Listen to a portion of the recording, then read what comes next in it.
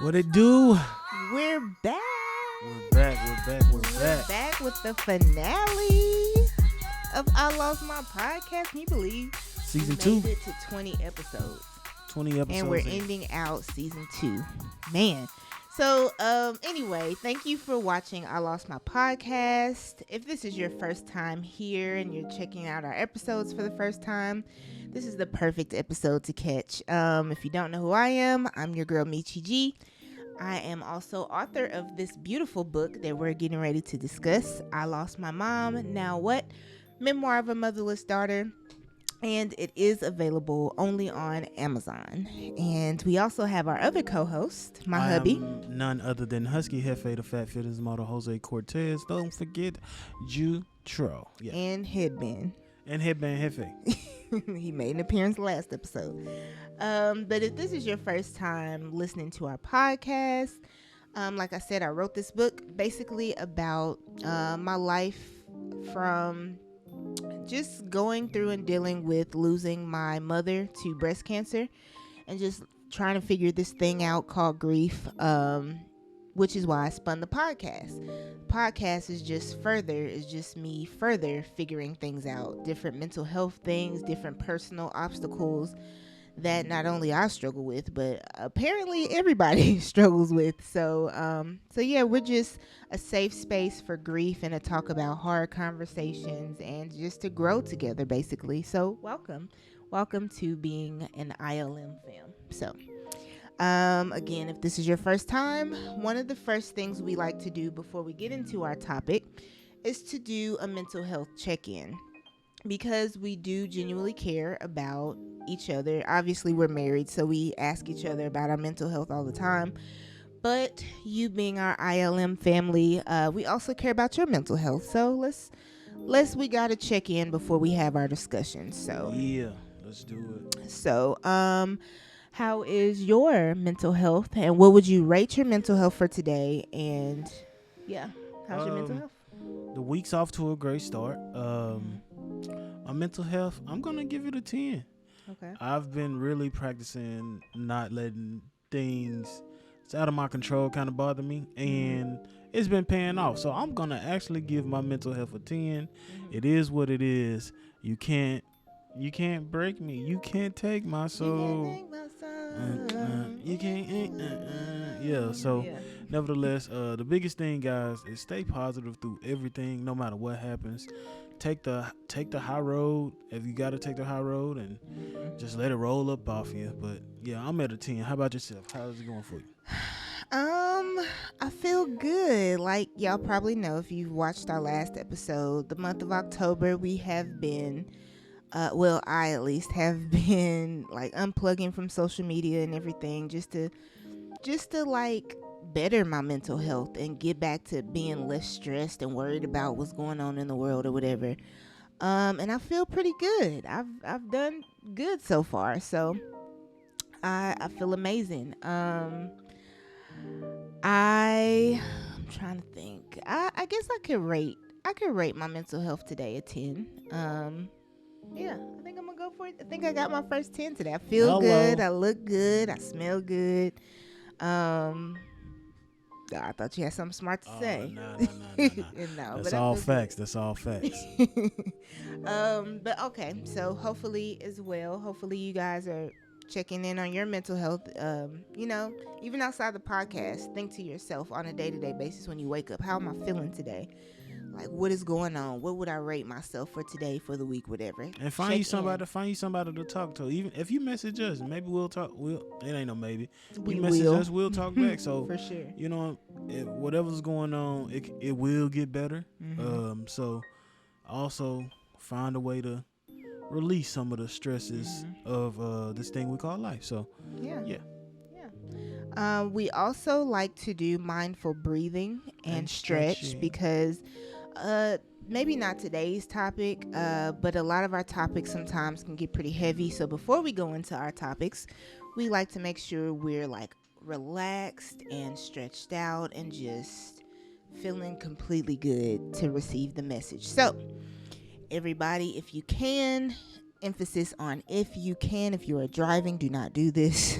Do part of this, but if you can, close your eyes and take a deep breath in for me real slow.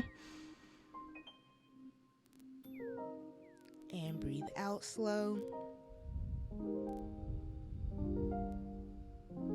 Breathe in slow.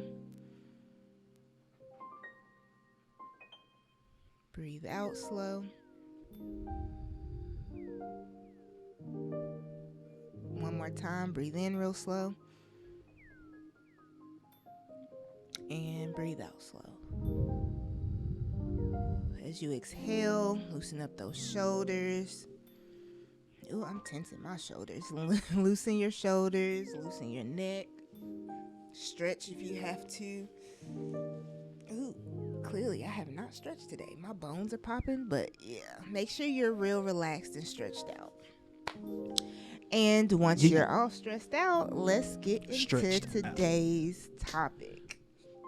I'm sorry, it's a habit to clap my hands. I apologize. If you guys heard that on the mic, we do apologize. I'm sorry. But anyways, let's get into today's topic. Today's topic is special.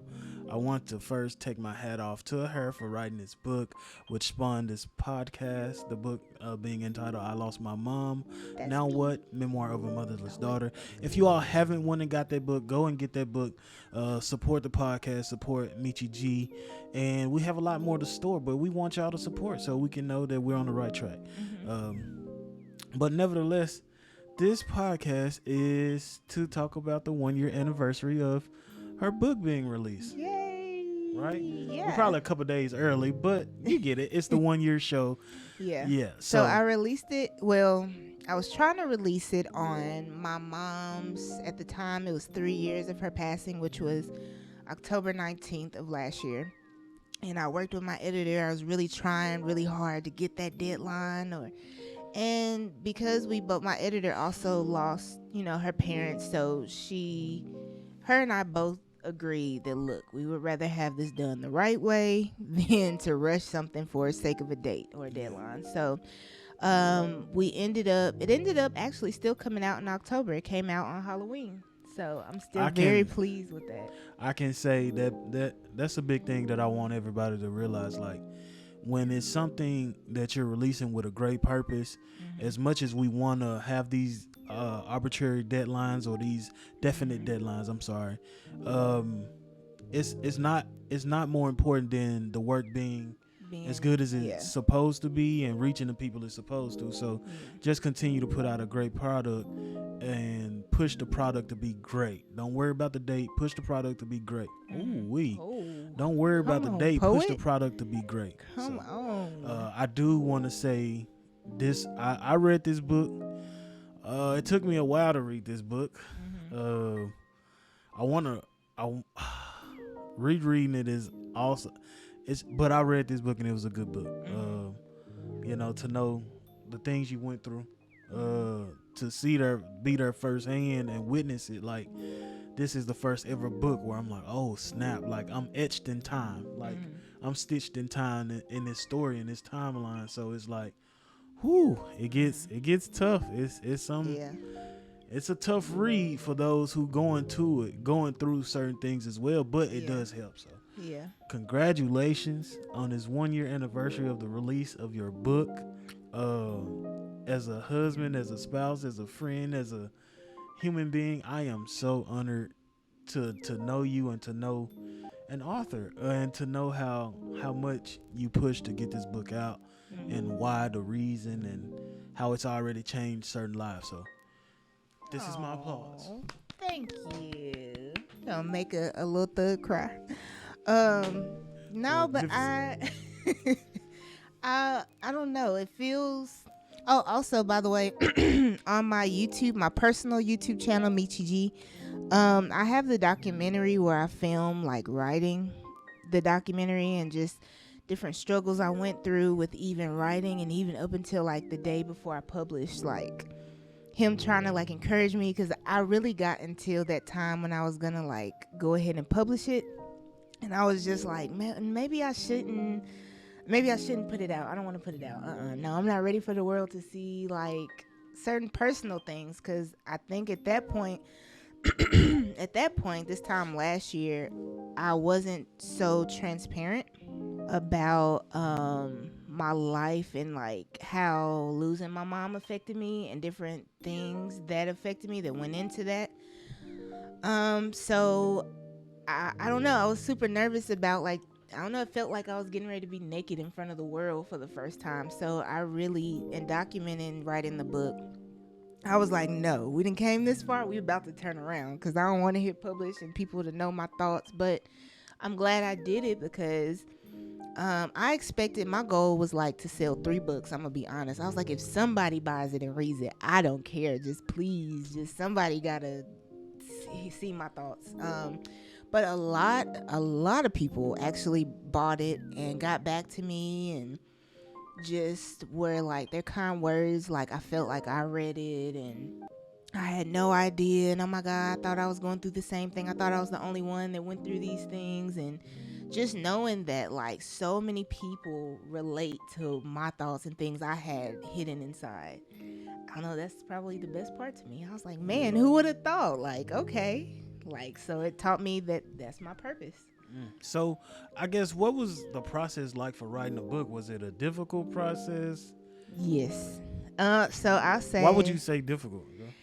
Because I've been, prior to writing the book, I've been a procrastinator. I'll be honest and say I've been a procrastinator with a lot of things. There's a lot of things I've always wanted to do, and I'm finally getting to those things. But prior to writing the book, I was just like, I want to do it, but like this time last year, I was putting out the book. But the time last year before that, I guess the year before last year, around this time, the thought to write the book crossed my mind. But that's it. I was like, I know I want to write a book, but I don't know. And like, I really didn't put it into action until maybe April, March of last year. But it's not something I thought I was actually gonna do, because it's like, me write a book, I never thought I would. But the process, it was worth it. It was a little like I didn't realize it was gonna take so long, and the actual process of writing and having to relive certain things. And so as far as like, I'm sorry, but as far as the process, was it more, were you doing this more, what was the sacrifices like to get this book done? I had to say no to a lot of like my friends and family. Some of them wanted to go out and do things, and I was like, I can't, y'all. I got a deadline. People asked me to do makeup, and I was like, I can't right now. I'm not even doing makeup. Like I stopped also doing makeup because I was like, I gotta give my all really to locked this book. in. Yeah. Okay. So I definitely sacrificed that. I want to say I sacrificed just. I want to say like a personal, putting a eye on like certain personal aspects and people in my life, because that's something I was really like, I don't know if I want to be too transparent about certain stuff. I don't know. I was, but yeah, definitely, I guess. So as far as still on the process, was it more out of work, you was still coming directly home and getting to it? How was the feeling? What had to get you, I guess, what was your motivator like? Just trying to think, like, once I finally got to like, I'm gonna write this book, and like I set up how many chapters I wanted and what I wanted to talk about and what I wanted to express, and it just got to a point where I'll work better when I'm at work. So I would make sure like I got all my work done for the day and a good amount of work, so they can't be like, oh, you're lacking, you're not getting this done. Nope, I met all my deadlines. I got a huge number of things done. And then maybe the last 2 hours of the day, I would like work on my book while I was at work. And then sometimes I would come home and tweak things or add things. But mostly I wrote it at work. So what's the hardest part about writing a book? That's like, because, okay, so I have a book that I started, but coming soon. Yeah, I want to know, to you, someone who's a published author, what's the hardest part about writing a book? I gotta stop saying in my head I'm like, girl, don't say the hardest part about writing the book for me, well, a book or this book? This book. Because this book, for me, the hardest part was the transparency, the level of transparency. There was one chapter in particular, I believe it's chapter 7, which you have to get the book to know why that's such a hard chapter, about like the remaining parent.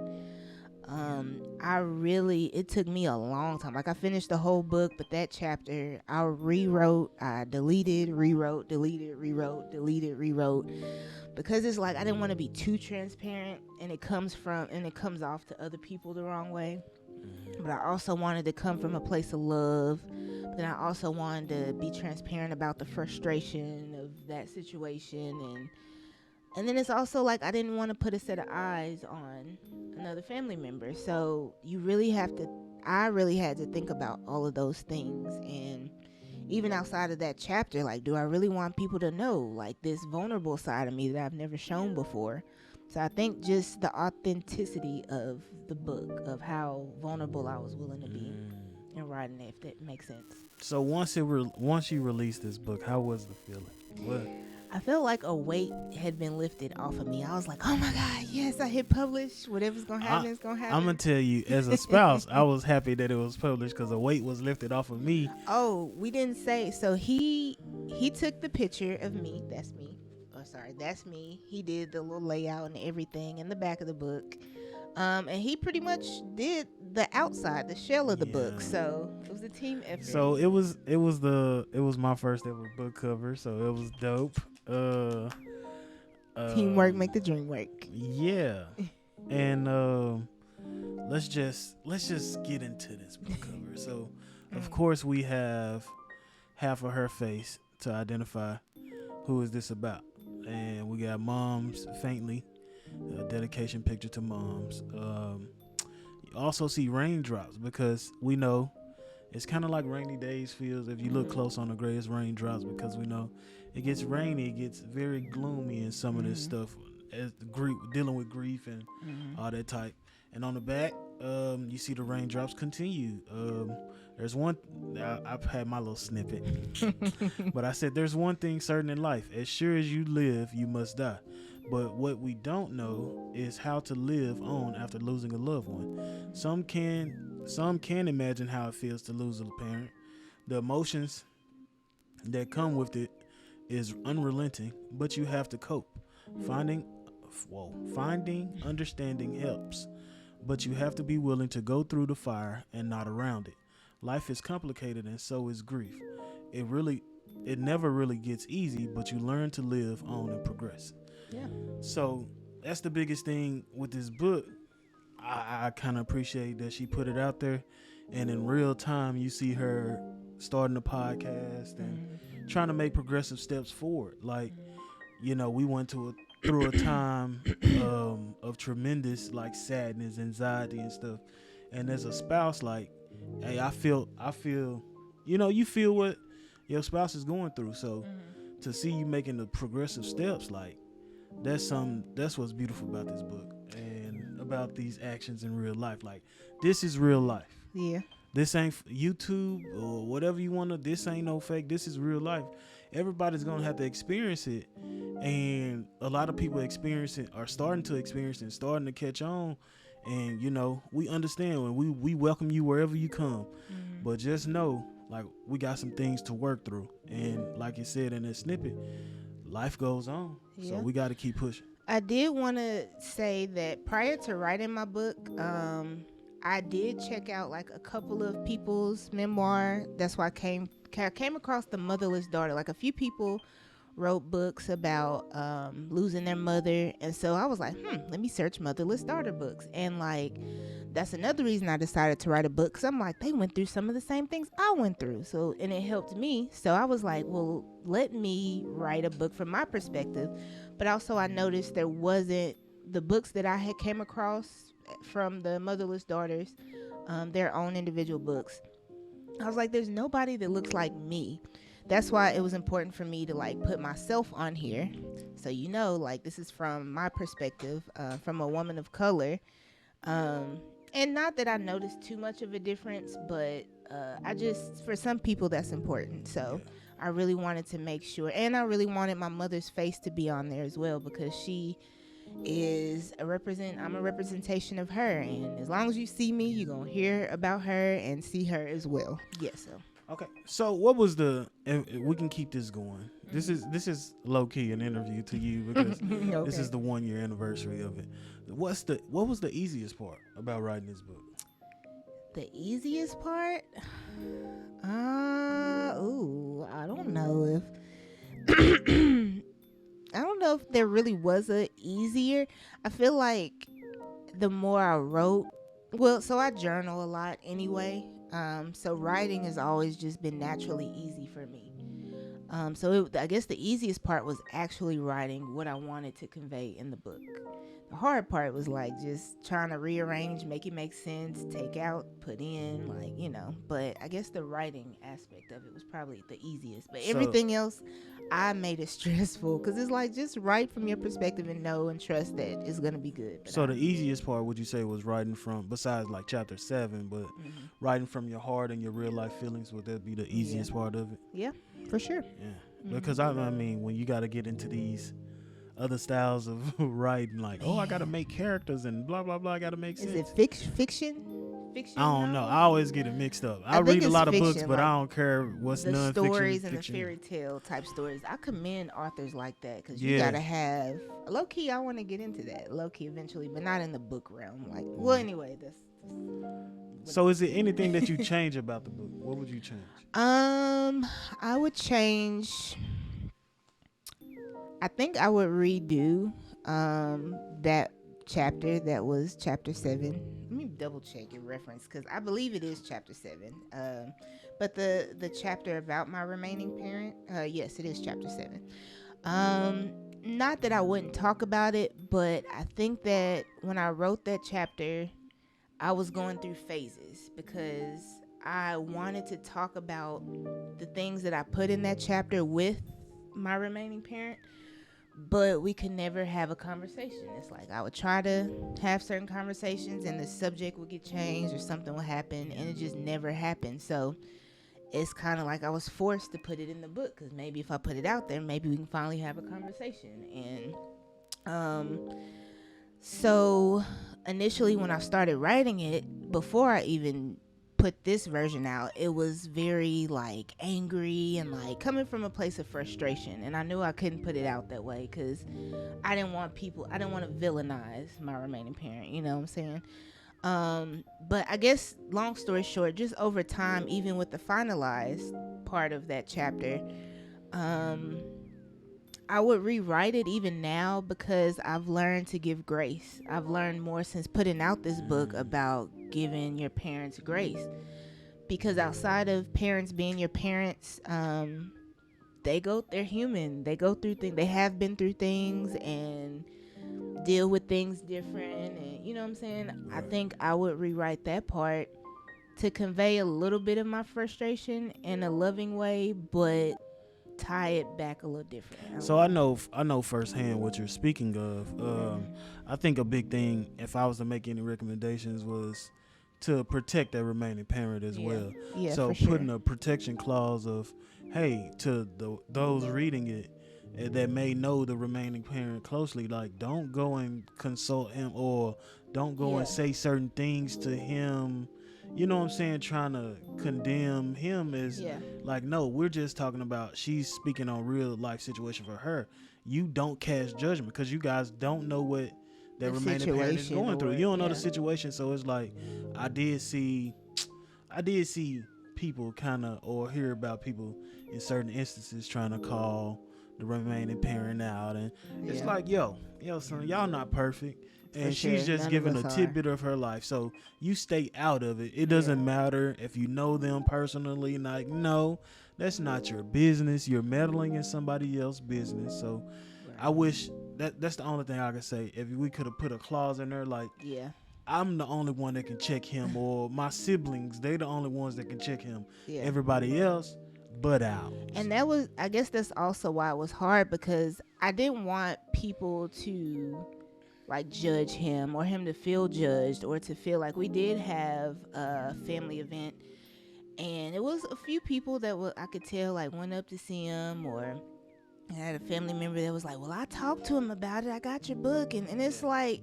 also you've known parts of like his struggle prior to me even putting out this book. Why do that? Why be extra about it? You know what I'm saying? So it's like, if it's not genuine, because a lot of people that we're speaking of knew the situation. You know what I'm saying? And I think me writing the book kind of, I don't know if they wanted to be like, well, I need to inject myself because and it's like it wasn't an intention to give y'all a green light to go and like, it's like how you can look at a situation and be like, I think it's going down like this, and then somebody reads something like, oh, it is going down, now I need to say something. Like, no, bro, you had that sneaking suspicion in the beginning and you could have did that on your own terms. For sure. Don't use my book and my platform to be like, hey. And don't come to me and be like, well, I tried to. Okay, well, do that on your time. You don't need my approval to try and help that person. Yeah. Because I try to help, or whatever I do is in private prior to me putting this book out, or after me putting this book out, even now. Like, anything I do is from love and is in private. Like, I'm not sitting out here running a campaign to, like, you know. So don't do that. That's probably the one thing. I did not want that to happen. Yeah. But yeah, I would have definitely wrote it from more of a standpoint of grace. So here's a question. Do you feel like you've grown since releasing this book? Yes. Since the release of your book? Yes, I feel like. And in what ways?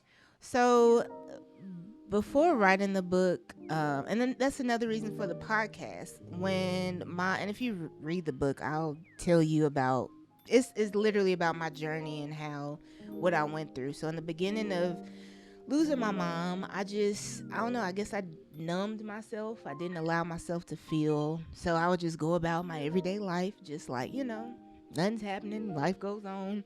And eventually it started like hitting me in the form of like anxiety, and like, I don't know, it started being like, girl, you gotta deal with some of this stuff that you're not dealing with. Like, you gotta do something so I kind of forced myself into isolation, and in that isolation, then COVID hit, and you had all this time to be at home and to figure stuff out, and we started reading and just talking about just things that really matter, not superficial things, and just unpacking stuff. And then I did write the book or whatever, but I think I've just grown to actually deal with stuff instead of feeling it and feeling like, oh, well, I gotta keep going. It's like, no, sometimes you have something in you that needs to be talked about, that needs to be expressed. So would you say that's a result of, like, I know you and your mom was real close, so she was a crutch in a certain situation. Would you say that you attribute being able to handle stuff now because it's like, hey, I ain't got that? Yeah, the codependency thing. Yeah, I do tend to it did help me boss up more also to get things done. One of the mottos my mom always talked about is like, be about your business. Like, and so now, and I think that's why we're starting to actually implement things that we've always wanted to do. It's like, do it, like, hold yourself accountable. Like, so I do try to make sure I'm on top of everything in my life now. If I say this is a goal, it's on you to get it done, and I've grown in that way. I don't know, I did put the quote in there.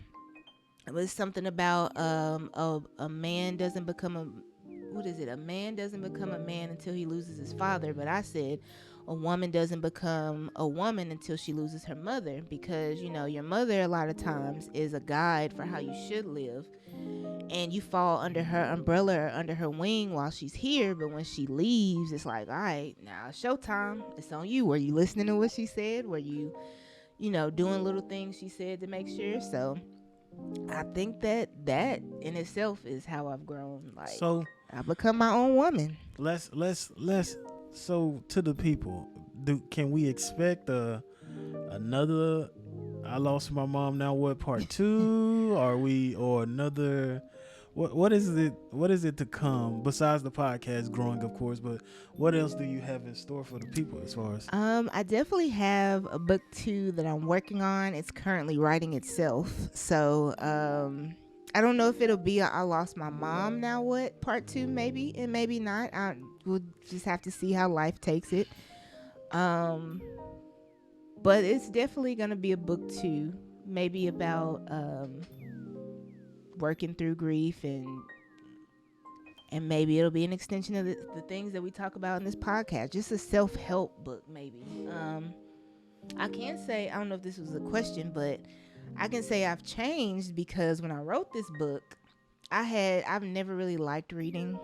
I mean, like, I won't say I never liked reading. I never actually sat down to read.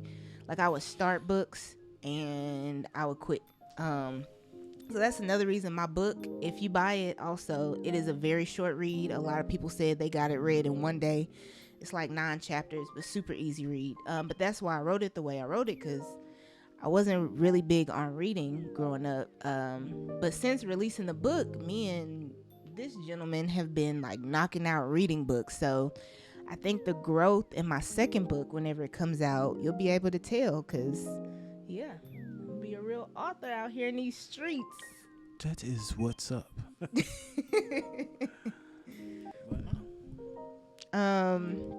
So I want to do something like I'm curious to know section. I feel like that you probably just asked me questions that you were probably curious to know, and if you think of any, feel free to jump in. But for me, I think that there's a couple things we never really talked about with my mom's death, and I've just always been curious to know your standpoint. So I was like, oh, what better time to talk about this than on our podcast? So I'm curious to know, one, feel free to describe to the people, I know the real, but feel free to describe like who my mother was to you and y'all's relationship. But as my spouse, like, how did my mom's, how did her illness and her disease like affect you? Like, what did you see as me being a caregiver to her? Like, how did that affect you, and like ultimately losing mom and stuff? What was your side of that? Okay, so who was she to me? She was a beautiful individual. We shared, as far as like the mom feel was there off the first instance of me like meeting her. And I think that was when I came down and I stayed the night at the house, and I was in Jeff's old room. But nevertheless, we were not sharing beds at that time. Heck no, she wasn't going for that. But nevertheless, she like woke up, cooked breakfast, and made me like wheat pancakes. I'm like, wheat pancakes? But made me cook me spaghetti and all that. But our relationship was, I felt like she was, you know how they give you situations where they like, you may have met this person in a past life, or they was related to you in a certain different, I feel like we was connected on levels that, you know what I'm saying, I don't even know, it was wild. Like her same upbringing it mimicked mine. Like, so I say that all the time. I be like, bro, I married somebody just like my mom. Like, literally, they've been through. So like her mama literally likes hot dogs. Loves hot dogs. And guess what? I love glizzies. Hot dogs, yeah. Hot dogs. But you know, she like pimento cheese. Like, we was like so connected, and she'd be like trying to cook stuff and trying stuff. And she'd be like, Josh, you know how to cook? I'm like, yes, ma'am. I be throwing down. And just to see her, that smile, that warmth, it was always a hug and a kiss on the cheek. I just remember just playing with her, messing with her, talking about some, I got to put my shades on, mama. She's like, what? And because my future too bright. Just messing with her. Like, it was nothing to come over to help her. And like, you know, that was my dog. Like, we shared the same hobbies as far as like watching Food Network. I remember she was like real kind of sick, but she was just chilling on in her chair, and I come in and I'm like, Mama, you watching this? She said, no, I'm not. It's really watching me. And I'm like, what channel is the Food Network? And she just busts out 300. like she knew it off back, and she was like, don't play with it. That's my stuff. And we just sat and we just watched like the Food Network. Like, I'm like, I can do that. And she's like, you can if you do this and this. So, man, that was my boo, man. Like, yeah, that was my dog. So when she got sick, and like with me having to be a caregiver, so from the caregiver aspect, I talked about that in the book too. I had to really, the closer she got, or the sicker she got, I had to be over there more. Like, I literally would go over there 4 a.m, and I'd be over there sometimes 9:00 at night taking care of her. Like, as a spouse, that every now and then you would come over. Like, one time I think she fell out the bed and you came and helped, but for the most part you were like here. Like, how did that take a toll on you? Because I know it took a toll on me caring for her, though I would do it again in a heartbeat. Yeah. But as a spouse, like, what was that time like for you? So in the beginning, I'm gonna be honest here. We talked about on the last episode ego, and I feel like my ego was trying to be superior and saying like, no, this is my wife. Why she's over there all the time? But in the beginning, I didn't know how serious it was. Mm-hmm. So that was my first. I'm gonna say, mom was my first real death like transition as far as like cancer. Cancer being the reason. Like I've ever since before this, it was always TV stuff, you know. Or if you hear, you like, oh, we didn't know. But nevertheless, in the beginning, I ain't gonna lie, I was thinking egotistically or selfishly more so, and being like, damn, my wife not here. Until I started to realize, okay, now this is real deal. And I checked myself. You know, I checked myself, and I was like, oh nah, bro, like she really over there helping and doing. My wife's over there helping and doing what all she can, because not everybody's able to be that caretaker, and you was able to be that person. So I had to calm down. I had to kick back, and I had to be like, you know, what can I do to assist? So that's why certain things like we had like Wellness Wednesday where I formulated everybody, okay, y'all come over here and we'll cook healthy meals and we'll eat with her, because we was trying to change her diet, because she was like, I want this, and we like, mama, you can't have that. Can't have it, baby. But if you gotta eat it, we was helping her with black seed, and she was like, I ain't gonna take it. And we like, we'll take it with you, just to let her know. Like, I think for like 3 months we went totally vegan. For sure, and did. We went totally vegan just to, you know what I'm saying, be in the fire with her. So in the beginning I was selfish, and it did at first. My beginning thoughts was like, damn, bro, like, excuse my language, but like, dang, what was, you know what I'm saying? Like, because I was under the impression, okay, I'm a different type of man. So if something going on with you, I'm there for my wife, 100,000%. So I was like, you know what I'm saying? I'm just gonna keep it funky. I'm like, her dad there, right? But he ain't raised up like how I'm raised up. Like, I'm going to war. Like, it is what it is. Like, I wanna, you know what I'm saying? I wanna find any way to make, if you hurting, find any way to ease the pain. Like, you know what I'm saying? That even comes to a test of, you know what I'm saying, the medicine, that aspect, you know how that goes. But I'm gonna try to find, we was trying to find all alternatives. So it was hard for me to kind of like mentally put that she wasn't getting that full 100,000% from outside of you. So once I started to realize like, and understand the family dynamic more, I'm still new to your family at this point. Like, let's be honest. Because we got married 2016, so she died 2018. You were like 2 years in. Yeah, so. And as a caregiver, you had like a year, because she got sick that November the prior year, so it was about a year. So like I'm saying, I'm still trying to learn the family dynamic, and once I started to grasp that more, I was like, okay, Josh, you got to calm down and not be a butthole. So was it some nights I was like, I was lonely, but I was like, shoot, should I be doing more too? But I didn't know what more to do, because I'm just a spouse. Yeah. You know, I know, and like I'm telling you, I'm coming 100,000% for my people and the ones I'm loved. So when other people ain't showing that, it's like, I don't know. I always say also around that time, part of that is on me, because around that time was Superwoman, thinking like, I can save her, I can do it. No, like, my mom's strong. I'm doing all this research. We're implementing certain new things, and so a part of me withheld certain information from my husband, from my siblings, from other family members. So nobody really knew she was as bad as she was, because in my mind, I didn't even know she was as bad as she was. I knew she was progressing, but in my mind, I was so optimistic, like, nah, we're going to reverse this. I got it. So nobody really knew, like, hey, she bad, because I was pretty much taking the brood of all that, trying to do all I could do. I was so busy trying to find healing for her, that I wasn't being present and like looking like, hey, she is declining drastically. Let your people know and let them help you. Yeah. To that same thing though, I feel like people have an obligation. You have if you sorry, I'm not harboring on nobody, but you have an obligation. You know who check on your people. Check on your people. You know if somebody's dealing with some type of cancerous situation, check on them beyond just, hey, it's just a call. No, pop up on them. See if you can help and assist. Like, stop all this.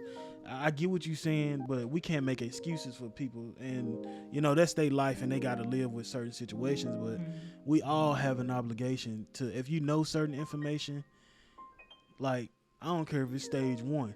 I'm checking on you because it can turn to a stage 2 or stage 3. Like, it can turn. So it ain't no, I'm not stopping. So to that, I know don't ever feel like you got to beat yourself up. And you know what I'm saying? You was right being Superwoman because you just trying to save your Superwoman. Excuse me. So in order to charge up, you got to be Superwoman, and you was just locked in. That's what I attribute it to, you being locked in. And other people, other people know. So you don't ever. I don't really like that take on it, but you know what I'm saying. Understood. How did I talked about how I felt when the book was released, but how did you feel when we was like, yes, it's finally out, we can buy it? So I was happy. I'm gonna tell you this. I was happy that it was released because I know the hard work you was putting in, and I remember like right before it was about to be released, you was going back on like, should I wait? Is it ready? Is it perfect? And I'm like, that's the moment where I was like, man, excuse me. I was like, man, put this book out. click send or whatever on the thing. And so I was ecstatic and I was happy, and I was like, you know, I was gonna push this book. I think I remember doing like some reconciliation. I was doing like some advertising work. Like I was finding people and messaging people like, hey, you may need this, you may relate to this. And I didn't care. I'm hitting up 200 people a day and just doing this because on personal stuff, because I believe in what you write and stuff. So I was happy to help. As far as with the cover, I was happy to help with the pubbing, and it's not done. This is only the beginning, even the podcast. So I'm honored to help, and I was happy when the book released because I knew it was gonna be life changing. If not for us, for other people, and for us, it's already been life changing. So that's why we're here talking to you all. So, yeah. I think that's all I'm curious to know is for you. I remember. Well, how did you ask? You wanted to know how I felt when I read the book? Oh yeah. My bad. I'm sorry. My bad. So I'm gonna tell y'all the truth. It took me a while to read the book in total.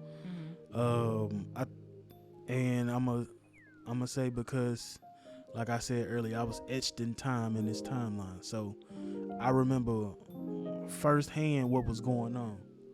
So in me like rereading this stuff, I was like, oh, some of the stuff I didn't know you was thinking, or you writing it in the book. I was like, dang, so she was thinking like that, and blah blah blah. And I'm like, I'm at home trying to work, and you know, I'm stressing out, and we was eating bad, and you know what I'm saying.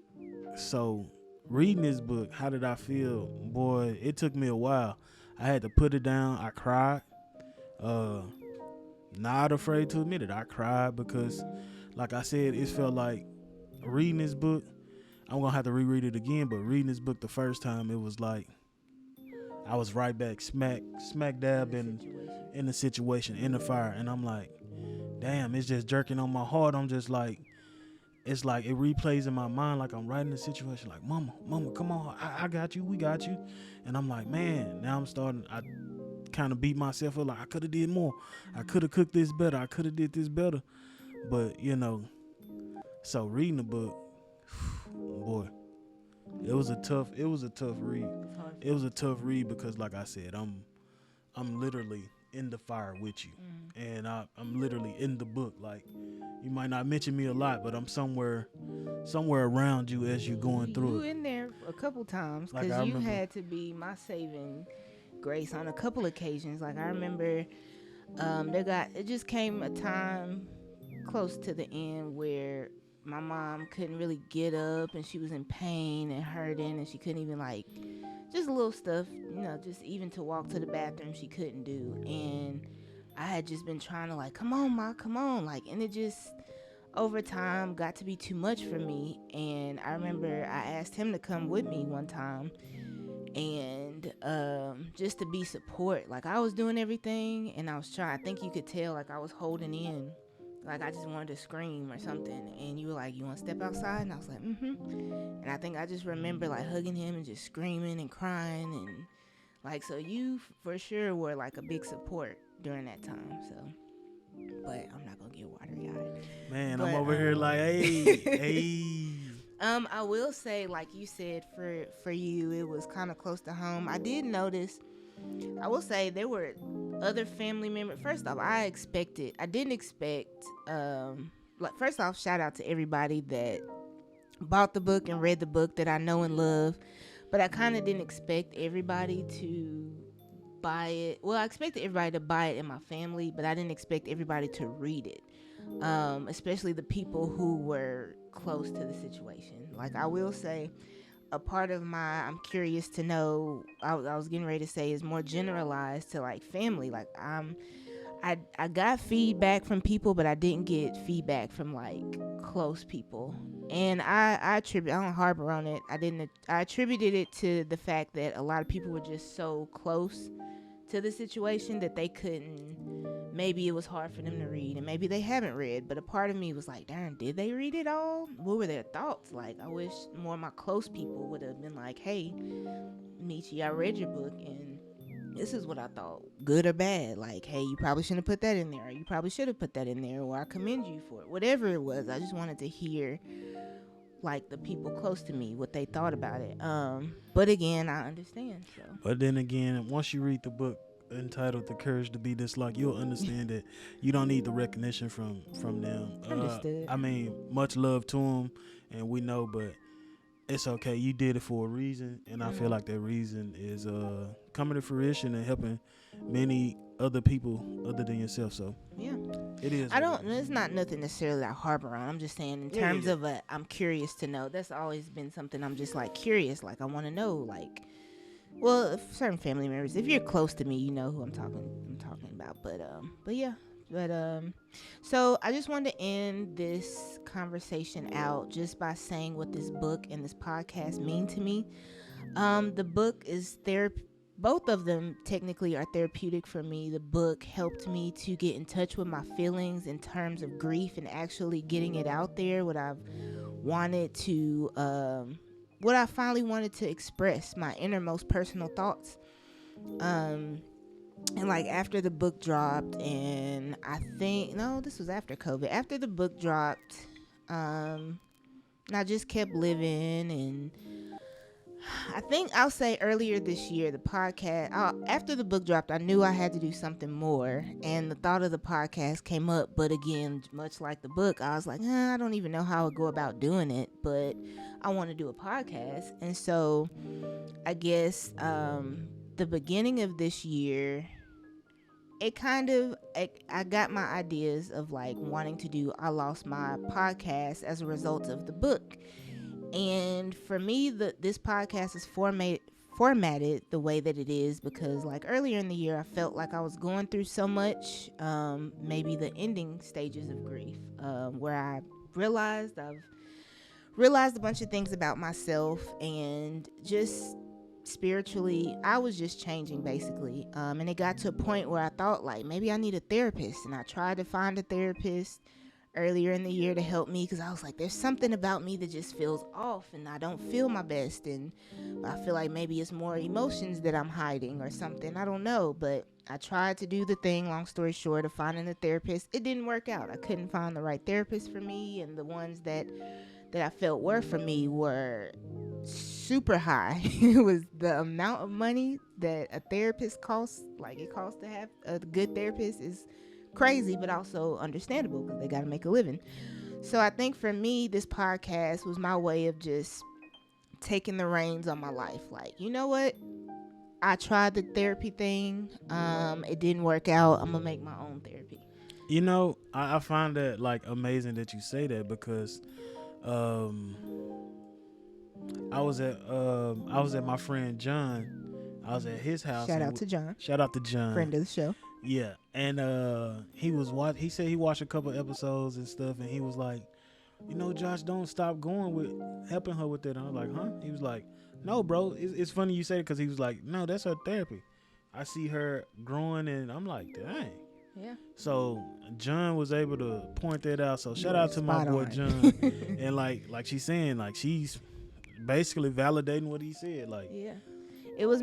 This podcast is my way of creating my own safe space, and I extend to others because, like I said, when I put out the book, so many people, oh my gosh, so many people, more than I expected, were like, this, I related to this book. We're going through the same thing. I felt like I wrote it. And so that's why if you watch the season 1, you see we have more interviews about different people and their own experiences with grief and their loved ones, because I wanted to make this a safe space for everybody, but really for myself. Like, if you listen to our episodes like this where it's me and him, a lot of times we're just talking, discussing things like we do outside of this podcast. Like, we don't discuss it to say we got all the answers or we're these holy people. Like, no, we're trying to figure this out. Like, I don't have the answers, but I want to talk about it. I want to work through it like a therapy session. seriously. So that's what this book and this podcast mean to me. I hope it translates that way to you guys. Let us know.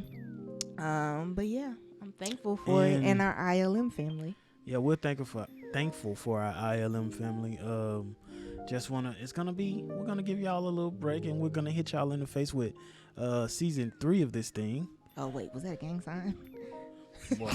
So we're gonna hit y'all with season 3 of this thing in the near future. Give us a couple weeks or so, and we will be back. But nevertheless, we're gonna close this thing on out. We're gonna say love y'all and our byes to you all, but we're gonna end strictly on Poetry in the Park, which this one is a great one. This one is a special one. So we thank y'all for watching season 2 of the I Lost My podcast with none other than the beautiful Michi G and the gruesome, what the freak? with the amazing, the handsome, husky, the talented Husky Hefe, the Fat Fitness model, Jose Cortez, Jutro. Called me a good name. Headband Hefe. Called me a good name. Headband Hefe. Don't forget him. But nevertheless, anything else you want to say? No, just if you haven't checked out the book, it is available again only on Amazon. I Lost My Mom, Now What? Memoir of a Motherless Daughter, or type in Michi G. Sorry, it's the clapping for me. I apologize. But yeah, check it out on Amazon. It's pinned on my Instagram and my Facebook if you're Facebook friends, but it's gonna lead you to Amazon. So, yeah. So nevertheless, here comes Poetry in the Park. If there's anything we have grown on is our poetry, and if there's any events, y'all let us know. We'll be there to support, to show up, show out. I may have lost my podcast, but I seem to have found you, which is a beautiful thing. So with that being said, Poetry in the Park season 2, we're out. Season 3 on the way. Love y'all. Deuces. Bye.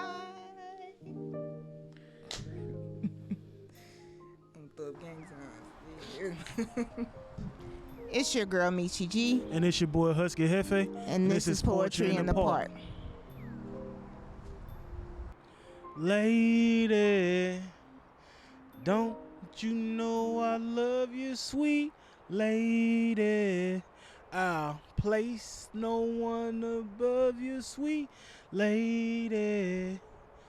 Don't you know we love you? You are appreciated. From the back rooms to the classrooms, thanks for all the lessons you taught me. I remember those days. I had to sit and learn. No bridges burned. Now look how far this road done brought me. You taught me the importance of showing up and showing that you care. We make a choice to spread love with force, a voice reminding us that love will always be there. I'll always love my mama. She's my favorite girl. Dun-dun-dun, dun-dun-dun, dun-dun-dun, dun-dun.